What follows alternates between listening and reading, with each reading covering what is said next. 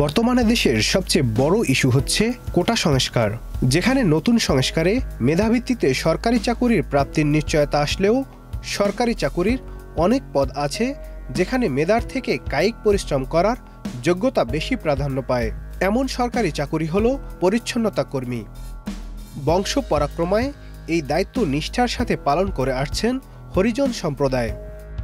বছরের পর বছর শহরের জঞ্জাল পরিষ্কার করলেও আমাদের দেশের প্রেক্ষাপটে হরিজনরা এখনও সামাজিকভাবে অবহেলিত ও বঞ্চিত একটি জনগোষ্ঠী। Walton switch, stylish and elegant. Harijan, যার আবিধানিক অর্থ ঈশ্বরের সন্তান, এমন নাম দেয়ার মূল কারণ ছিল অবহেলিত মানুষকে একটি সম্মানজনক অবস্থানে নিয়ে যাওয়া। মূলত 624 ও 26 সালে মগ জলদস্যুদের মৃত সরাতেই এই হরিজনদের আগমন ঘটে। 1964 সালে মিউনিসিপ্যালিটির মাধ্যমে তাদের চাকরি প্রদান করা হয়, যার ফলে নতুনভাবে যাত্রা শুরু করে এই হরিজনরা। কিন্তু কালক্রমে সভ্যতার রঙিন আলোতে ধূসর হয়ে আছেন এই হরিজন সম্প্রদায়। চারিদিকে আলো থাকলেও বিন্দুমাত্র আলো যেন তাদের গায়ে পড়ছে না। বেঁচে থাকার তাগিদে সমস্ত জঞ্জাল মাথায় নিয়েই চলছে তাদের জীবনযুদ্ধ। নামমাত্র চাকরিটাই যেন তাদের বেঁচে থাকার সবচেয়ে বড় অনুপ্রেরণা।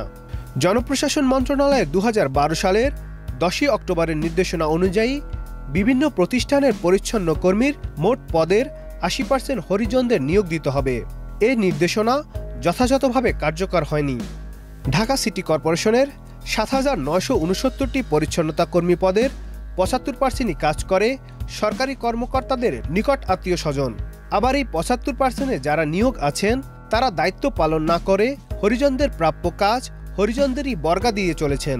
অর্থাৎ যার কাজ তার থেকে ছিনিয়ে নিয়ে আবার তাকে দিয়েই করানো হচ্ছে সে কাজ, যার ফলে হরিজনদের ভবিষ্যৎ এগিয়ে চলেছে এক মহা অনিশ্চয়তার দিকে।